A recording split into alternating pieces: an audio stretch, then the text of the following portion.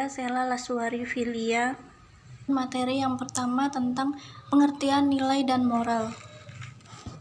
Dalam buku Psikologi Perkembangan Peserta Didik oleh Profesor Sinolungan mengatakan nilai adalah sesuatu yang diyakini sebenarnya, dipercayai dan dirasakan kegunaannya, serta diwujudkan dalam sikap atau perilakunya. Jadi, nilai bersifat normatif, suatu keharusan yang menurut diwujudkan dalam tingkah laku. Misalnya, seseorang nilai kesopanan dan kesederhanaan. Dengan kata lain, nilai-nilai perlu dikenal terlebih dahulu, kemudian dihayati dan didorong oleh moral. Baru kemudian akan terbentuk sikap tertentu terhadap nilai-nilai tersebut. Pengertian moral. Istilah moral berasal dari kata Latin mores yang artinya tata cara dalam kehidupan, adat istiadat, atau kebiasaan. Maksud moral adalah sesuai dengan ide-ide yang umum diterima tentang tindakan manusia, mana yang baik dan yang wajar. Moral merupakan kaidah, norma, dan pranata yang mengatur perilaku individu dalam kehidupannya dengan kelompok sosial dan masyarakat. Materi yang kedua yaitu teori perkembangan nilai dan moral. Teori perkembangan nilai.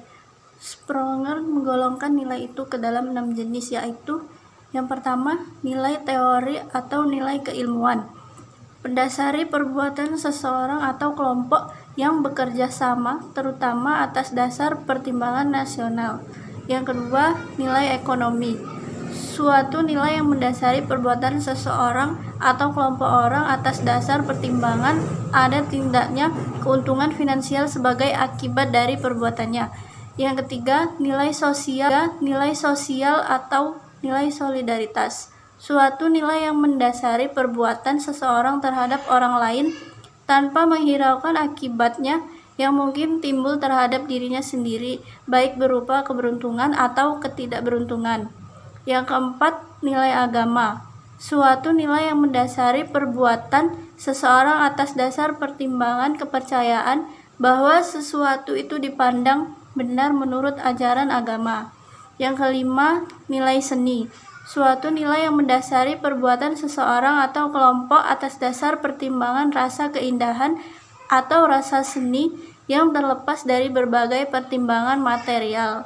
Yang keenam, nilai politik atau nilai kuasa. Suatu nilai yang mendasari perbuatan seseorang atau kelompok orang atas dasar pertimbangan baik buruknya untuk kepentingan dirinya atau kelompoknya. Teori perkembangan moral menurut Lawrence Kohlberg. Teori perkembangan yang dikemukakan oleh Kohlberg menunjukkan bahwa sikap moral bukan hasil sosialisasi atau pelajaran yang diperoleh dari kebiasaan dan hal-hal lain yang berhubungan dengan nilai kebudayaan. Selain itu, Kohlberg juga menyelidiki struktur belajar berpikir yang mendasari perilaku moral. Dalam perkembangannya, Kohlberg juga menyatakan adanya tahapan-tahapan yang berlangsung sama pada setiap kebudayaan. Tahapan perkembangan moral adalah ukuran dari tinggi rendahnya moral seseorang dari segi proses penalaran yang mendasarinya, bukan dari sikap moral. Teori ini berpandangan bahwa penalaran moral yang merupakan dasar dari perilaku etis. Assalamualaikum warahmatullahi wabarakatuh. Perkenalkan, di sini saya Raika Labibsyah akan menjelaskan materi tentang kekhasan tingkah laku moral remaja. Masa remaja adalah saat mencoba melakukan peranan sosial yang baru yang menurut cara-cara bertingkah laku sosial tertentu. Dalam suasana mencoba melaksanakan peranan sosial dan tingkah laku sosial yang baru ini, remaja dapat saja mengalami berbagai rintangan dan kegagalan. Ada berbagai macam kekhususan tingkah laku sosial remaja yang penting untuk dipahami, yaitu ketertarikan terhadap lawan jenis. Hal ini merupakan suatu perubahan hubungan sosial yang menonjol pada periode remaja.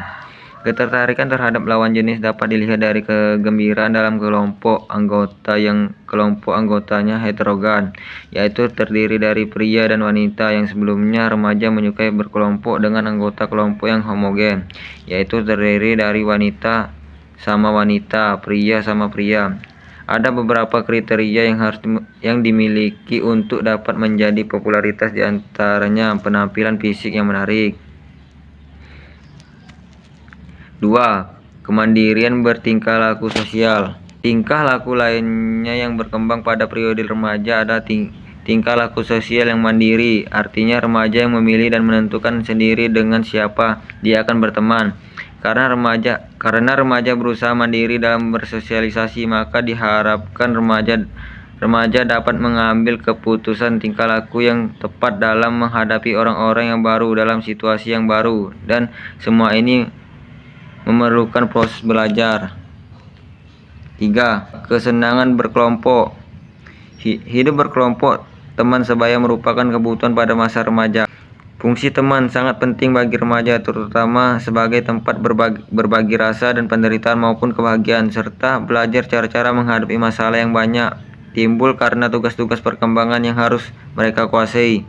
Pada masa remaja akhir, teman lawan jenis sangat penting, walaupun teman sesama jenis tetap dibutuhkan. Teman yang dipilih cenderung yang sama pandangan dan memahami permasalahan kehidupan. Perkenalkan, nama saya Maya Septani Wardani. Saya akan melanjutkan materi selanjutnya, yaitu faktor-faktor yang mempengaruhi nilai dan moral remaja dan usaha-usaha untuk mengembangkan moral remaja. Faktor-faktor yang mempengaruhi nilai dan moral remaja. Nilai, moral, dan sikap adalah aspek-aspek yang berkembang pada diri individu melalui interaksi antara aktivitas internal dan pengaruh stimulus eksternal. Pada awalnya, seorang anak belum memiliki nilai-nilai dan pengetahuan mengenai nilai moral tertentu atau tentang apa yang dipandang baik atau tidak baik oleh kelompok sosialnya.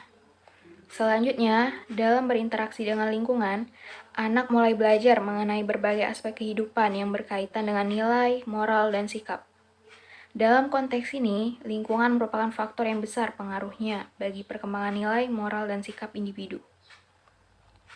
Faktor lingkungan yang berpengaruh terhadap perkembangan nilai, moral, dan sikap individu mencakup aspek psikologis, sosial, budaya, dan fisik kebendaan, baik yang terdapat dalam lingkungan keluarga, sekolah, maupun masyarakat. Kondisi psikologis, pola interaksi, pola kehidupan beragama, berbagai sarana rekreasi yang tersedia dalam lingkungan keluarga, sekolah, dan masyarakat akan mempengaruhi perkembangan nilai, moral, dan sikap individu yang tumbuh dan berkembang di dalamnya. Yang pertama, lingkungan keluarga.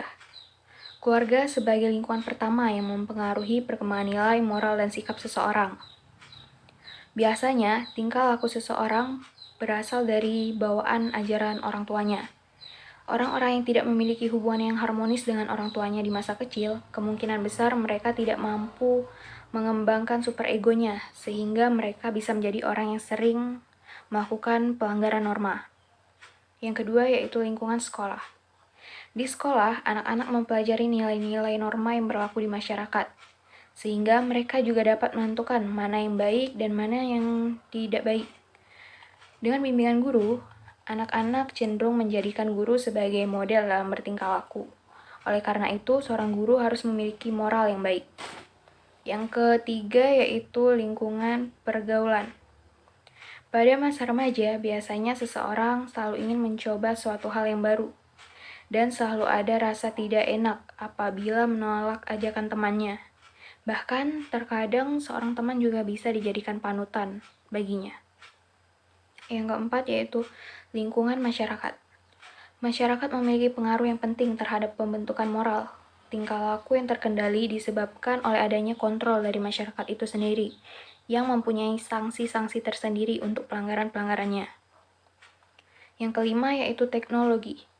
Di era sekarang, remaja banyak menggunakan teknologi untuk belajar maupun hiburan. Contohnya yaitu internet memiliki fasilitas yang menawarkan berbagai informasi yang dapat diakses secara langsung. Nilai positifnya yaitu remaja dapat mencari bahan pelajaran dengan mengakses internet. Sedangkan nilai negatifnya yaitu tersedianya situs porno yang dapat merusak moral remaja. Apalagi pada masa remaja ini memiliki rasa keingintahuan yang sangat besar dan sangat rentan terhadap informasi seperti itu. Mereka belum bisa mengolah pikiran secara matang yang akhirnya akan menimbulkan berbagai tindak kejahatan seperti pemerkosaan dan hamil di luar nikah atau hamil di usia dini. Itu usaha-usaha untuk mengembangkan moral remaja. Usaha-usaha yang dapat dilakukan untuk mengembangkan moral remaja yaitu yang pertama, menciptakan komunikasi. Di sekolah, para remaja hendaknya diberi kesempatan berpartisipasi untuk mengembangkan aspek moral, misalnya itu dalam bekerja kelompok, sehingga dia itu tidak belajar melakukan sesuatu yang akan merugikan orang lain, karena hal ini tidak sesuai norma dan nilai-nilai moral. Yang kedua yaitu menciptakan iklim lingkungan yang serasi. Seseorang yang mempelajari nilai hidup tertentu dan moral, kemudian berhasil memiliki sikap dan tingkah laku sebagai pencerminan nilai hidup itu umumnya adalah seseorang yang hidup dalam lingkungan yang secara positif, jujur, dan konsekuen senantiasa mendukung bentuk tingkah laku yang merupakan pencerminan nilai hidup tersebut. Untuk remaja, moral merupakan suatu kebutuhan tersendiri, karena mereka sedang masa dalam keadaan membutuhkan pedoman atau petunjuk dalam rangka mencari jalannya sendiri. Pedoman ini juga untuk menumbuhkan identitas dirinya menuju kepribadian yang matang, dan menghindarkan diri dari konflik-konflik peran yang terjadi dalam masa transisi ini.